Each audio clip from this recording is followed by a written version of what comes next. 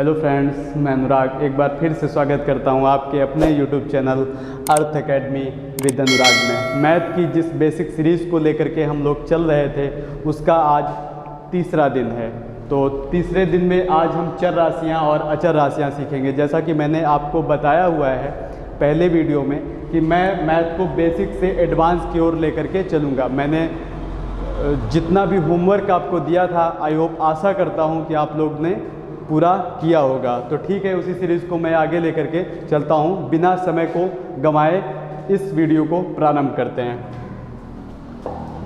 इसमें लिखा हुआ है कि चर राशियाँ क्या होती हैं? चर राशियाँ मतलब वेरिएबल, ऐसी राशियाँ जिनका मान बदलता रहता है, वेरिएबल होता है। वे राशियाँ जिनका मान बदलता रहता है वे कौन सी राशियाँ कहलाती हैं? चर राशियाँ। एग्जाम्पल के तौर पे हम समझ लेते हैं थोड़ा सा। वेरिएबल राशियाँ कौन कौन सी होती हैं? माना कोई संख्या x हो गई, a हो गया, y हो गया, x, y, z वगैरह जितनी भी कोई भी संख्याएं होती हैं मान लेते हैं, तो वो सभी संख्याएं आपकी वेरिएबल होती हैं। अर्थात कभी हम x मानते हैं तो उसका मान 5 आता है, कभी x मानते हैं तो उसका मान 75 आता है। तो अर्थात कहने का मतलब जो बदलती रहती है वो राशियाँ कौन सी कहलाती हैं भैया? वो आपकी चर राशियाँ कहलाती हैं। तो आई होप समझ में आ रहा होगा। और जैसे जो नहीं बदलती, जैसे 5 हो गया तो 5 को क्या कभी 25 बोलेंगे? 5 को कभी 25 नहीं बोलेंगे। कभी मैंने आपसे बोला कि ये 25 मैंने लिख दिया है, ठीक है, मैं आपसे बोलता हूँ कि ये 25 लिख दिया है, तो एक बार आप 25 पढ़ोगे, दूसरी बार क्या पढ़ोगे? कहोगे 5 है, ऐसा तो है नहीं। हमेशा आपको इसको 25 ही तो पढ़ना पड़ेगा। तो इसलिए ये जो राशियाँ होती हैं ये अचर राशियाँ होती हैं, और जिनका मान बदलता रहता है वे राशियाँ कौन सी होती हैं? चर राशियाँ होती हैं। क्लियर है? आई होप क्लियर हो रहा होगा। यक्स हो गया आपका, और ए हो गया, बी हो गया, सी हो गया, या फिर पी, क्यू, जितनी भी चीज़ें हम मानते हैं मैथ के क्वेश्चनों में, जितनी भी चीज़ें हम मानते हैं जिनका मान अर्थात बदलता रहता है, वे राशियाँ आपकी चर। सेकेंड पॉइंट पे चलते हैं। अचर राशियाँ, अभी मैंने बताया अचर राशियाँ कौन सी होती हैं? ऐसी राशियाँ जिनका मान निश्चित रहता है। निश्चित रहता है का मतलब क्या है? निश्चित रहता है जैसे अगर 25 है तो वो हमेशा 25 ही रहेगा, और 100 है तो वो हमेशा 100 ही रहेगा। कोई भी संख्या है वो जितनी है उतनी ही रहेगी। इसका मतलब यह है कि वो राशि कौन सी है? अचर राशि है। कभी कभी एग्जाम्पल के तौर पे आ जाता है, या फिर आप एग्ज़ाम देने जाओगे तो वहाँ पे पूछ लेगा कि A, B, C और एक दे देगा 10, तो कहेगा कि A, B, C और 10 में कौन सी ऐसी राशि है चर राशि है या फिर अचर राशि है, ऐसा करके पूछ लेगा आपसे। तो जैसे अचर राशि इसमें कौन सी है? आपकी 10 जो है अचर राशि है, और A, B, C ये कौन सी राशियाँ हैं? कौन सी राशियाँ हैं? चर राशियाँ हैं। ठीक है, डन। आगे चलते हैं। ये इंपॉर्टेंट पॉइंट में कुछ मैंने लिख दिया है अलग से। इंपॉर्टेंट पॉइंट क्या है? जब आप इसको कैलकुलेट करेंगे, मैथ के क्वेश्चनों को कैलकुलेट करेंगे, जो सिंप्लीफाई वगैरह के क्वेश्चन होते हैं, एक्स के माइंड फाइंड करने वाले होते हैं क्वेश्चन, उनके लिए थोड़ा सा ये मैंने नोट डाला हुआ है। नोट में क्या डाला हुआ है? समान प्रकार की राशियों को आपस में जोड़ा या घटाया जा सकता है। समान प्रकार की राशियाँ क्या हो गई? जैसे समान हो गई आपकी यक्स हो गई तो यक्स हो गई इधर भी, ठीक है, और अगर y है तो y होगा, और z है तो z होगा। अर्थात ये राशियाँ आपकी क्या है भैया? समान है। जो समान राशियाँ होती हैं उनको जोड़ा या घटाया जा सकता है। कैसे? चलो एग्जांपल के तौर पे समझ लेते हैं। जैसे आपका हो गया z plus z plus z plus x, तो मैंने पढ़ा है कि समान प्रकार की राशियों को जोड़ा या घटाया जा सकता है। तो समान प्रकार की राशियाँ क्या हुई भैया? z z z, तो अर्थात ये कितने z हैं? 1 2 3 z। तो z को ही जोड़ेंगे, x को नहीं जोड़ेंगे, x तो आपका अलग हो गया। तो समान प्रकार की राशियों को जोड़ना है तो ये हो जाएगा आपका 3z और प्लस हो जाएगा x। इसका हम इतना ही सॉल्यूशन कर सकते हैं। ठीक है भैया, आ रहा होगा समझ में। नेक्स्ट पॉइंट पे चलते हैं। देखो आगे क्या लिखा है? असमान को जोड़ा या घटाया नहीं जा सकता है। अब असमान जैसे मैंने लिख दिया कि x प्लस y ऐसे कर दिया, मैंने कहा इसको जोड़ो। अब इसको क्या जोड़ना है भैया? असमान प्रकार की राशियाँ, ये x अलग है y अलग है, तो इनको तो जोड़ा या घटाया जा नहीं सकता। और अगर मैं लिख दूं कि 2x माइनस y, मैं कहूँ घटाओ, तो क्या घटेगा भैया? इसमें राशियाँ, ये जो चर राशियाँ हैं ये क्या हैं? अलग अलग राशियाँ, इसलिए इनको जोड़ा या घटाया नहीं जा सकता है। क्लियर हो रहा होगा? आई होप क्लियर हो रहा होगा। ठीक है, आगे चलते हैं। ये रूल फर्स्ट में क्या लिखा हुआ है? रूल फर्स्ट में लिखा हुआ है असमान प्रकार की चर राशियों को आपस में गुणा या भाग नहीं होता है, मतलब असमान जो राशियाँ होती हैं उनका गुणा या भाग नहीं होता है। अच्छा ठीक है, देख लेते हैं एग्जाम्पल, देख लेते हैं। एग्जाम्पल क्या है आपका, x ले लेते हैं और y ले लेते हैं, क्योंकि उसने बोला है असमान राशियाँ लेना, इसलिए मैं असमान राशियाँ लेता हूँ। ठीक है, और इनको कह रहा है कि गुणा या भाग नहीं होता है। चलो अच्छा गुणा करते हैं, ठीक है। x गुणे y, तो x गुणे y क्या होगा, अब x गुणे y तो xy ही होगा ना, इसका गुणा क्या होगा भैया, xy का गुणा xy हो, x गुणे y बराबर xy। और अगर यहाँ यहीं पे मैं कह दूं कि x डिवाइड बाई, अर्थात x को y से डिवाइड करना है, तो अलग अलग हैं, इसका कुछ भी नहीं होगा, x अपान y ही होगा। क्लियर है ना, इसका x अपान y होगा, इसमें कोई भी परिवर्तन नहीं होता है। चलो थोड़ा सा इरेज कर लेते हैं ये। नेक्स्ट पॉइंट है आपका, नेक्स्ट पॉइंट क्या है आपका, यदि आधार बराबर हो, कह रहा है यदि आधार बराबर हो तो गुणा करने पर घातें जुड़ जाती है। आधार बराबर हो का मतलब क्या है, जो नीचे का, जैसे कहने का मतलब है x की घात 5 और गुणा कर दिया जाए x की घात 6, तो इसकी जो ये आधार हैं इनको आधार कहते हैं, नीचे का बेस जो होता है वो आधार होता है। तो गुणा करने पर आधार क्या होते हैं, गुणा करने पर यदि आधार आपके समान होते हैं, ये जो घातें होती हैं क्या होती हैं भैया, जुड़ जाती हैं। तो इसका कैसे हम हल करेंगे, x की घात 5 और आधार समान है तो प्लस 6 बराबर क्या हो जाएगा, x की घात 11। ठीक है, आधार समान होने पर घातें जुड़ या घट भी जाती हैं। अब घटती कैसे हैं ये समझ लेते हैं। घटती ऐसे हैं कि x की घात 9 गुणे x की घात 5 गुणे x की घात 3, ऐसे -3 करके दे दिया, -3। तो अब क्या होगा, आधार तो आपके समान ही है, आधार तो आपके समान है, क्या हो जाएगा x की घात 9 और ये वाला प्लस में, मैंने कल वाली क्लास में बताया था कि जिस संख्या में कोई भी चिन्ह नहीं होता है तो उसमें काहे का चिन्ह मानते हैं, प्लस का चिन्ह मानते हैं। तो ठीक है, आगे प्लस कर लेते हैं, +5। अब इसमें ऑलरेडी बता रखा है कि -3 है, तो और मैंने पढ़ा भी है कि यदि आधार समान हो तो उनकी घातें जुड़ या घट जाती हैं। तो ठीक है, इसको घटा लेते हैं, -3 हो गया आपका, तो x की पावर हो जाएगा 9 में 5 ऐड कर देंगे, 9 + 5 = 14, तो ये 14 हो जाएगा, -3 इसमें सब्ट्रैक्ट कर देंगे, तो हो जाएगा आपका x की पावर, ये 14 में 3 सब्ट्रैक्ट करेंगे तो क्या हो जाएगा भैया, 11 हो जाएगा आपका। तो x की घात 11 इसका आंसर हो जाएगा। ठीक है, आ रहा होगा समझ में। नेक्स्ट है आपका 5 नंबर। 5 नंबर में क्या बोल रहा है, यदि किसी संख्या के घात में कुछ भी ना हो तो घात 1 मानी जाती है। कह रहा है किसी संख्या के घात में कुछ भी ना हो, कोई संख्या ले लो आप, एक संख्या मान लेते हैं कोई संख्या रही होगी 5, तो कह रहा है इसके घात में यदि कुछ भी ना हो तो हम 1 मानते हैं। तो ठीक है, तो ये चीज़, ये पॉइंट कह रहा है कि किसी भी संख्या की घात में कुछ भी ना हो तो हम उसमें 1 मान लेते हैं। अब वो संख्या चाहे चर हो चाहे अचर हो, अब ये संख्या 5 थी, अब यहाँ पे हम a मान लेते हैं, तो a की घात कुछ नहीं है तो क्या मानेंगे, 1 मान लेंगे। और x मान लेते हैं, x की घात कोई भी नहीं है तो क्या मानेंगे भैया, 1 मान लेंगे। क्लियर है ना, ये वाला पॉइंट ये बता रहा है मुझे। नेक्स्ट पॉइंट पे चलते हैं। नेक्स्ट पॉइंट कह रहा है आधार बराबर हो तो भाग करने पर घातें घट जाती हैं। यदि आधार बराबर हो, आधार वही जो मैंने पीछे पढ़ाया अभी गुणा वाले क्वेश्चनों में, ठीक है, या फिर जोड़ वाले क्वेश्चनों में, वही चीज़ यहाँ पे कह रहा है, यदि आधार बराबर हो तो भाग करने पर घातें घट जाती हैं।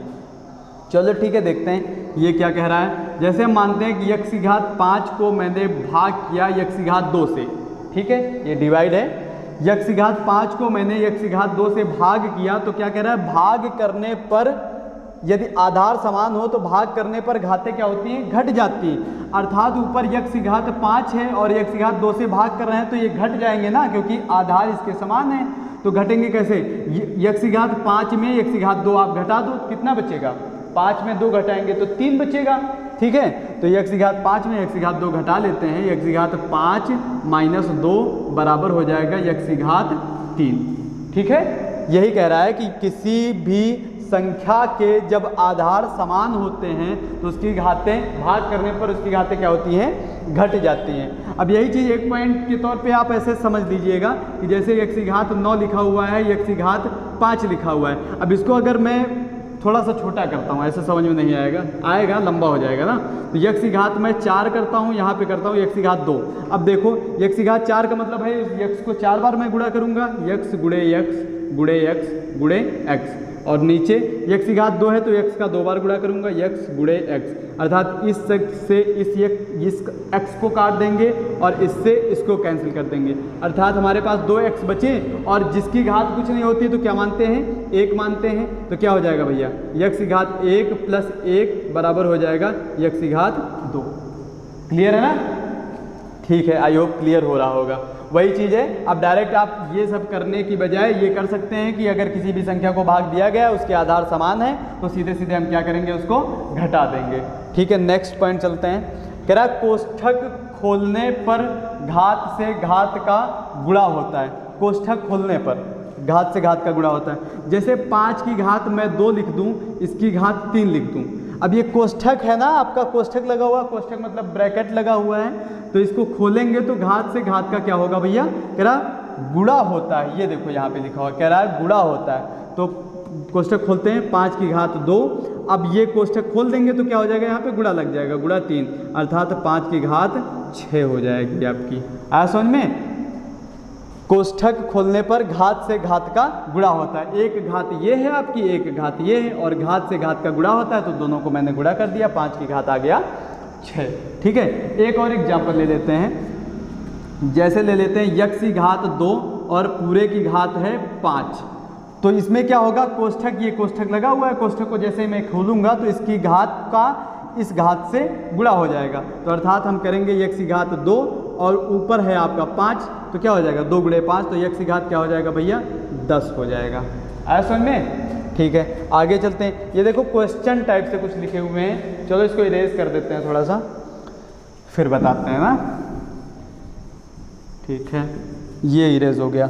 अब ये कह रहा है 2 की घात 50 का 2 की घात 50 का 2 गुना क्या होगा, 2 की घात 50 का 2 गुना क्या होगा। तो चलो इसको समझते हैं। कह रहा 2 की घात 50 जैसे लिखा हो वैसे लिखते हैं, 2 की घात 50 का 2 गुना, का मतलब होता है गुणा, और 2 गुना क्या होगा ये पूछ रहा है। अब मैंने पीछे आपको बताया हुआ है कि जब किसी भी संख्या की घात कुछ भी नहीं होती तो क्या मानते हैं, 1 मानते हैं। तो ठीक है, 1 यहाँ पे मैं लिख देता हूँ। अब मैंने उसके भी पीछे आपको पढ़ाया हुआ है कि जब आधार समान होते हैं तो घातें क्या होती हैं, जुड़ जाती हैं। तो जोड़ दो, देखो आधार, क्योंकि इसका भी आधार 2 है, इसका भी आधार 2 है। ठीक है, जोड़ लेते हैं, इसको जोड़ेंगे तो हो जाएगा 2 की घात 50 और इसकी घात 1 है तो +1 हो जाएगा, बराबर हो जाएगा 2 की घात 51।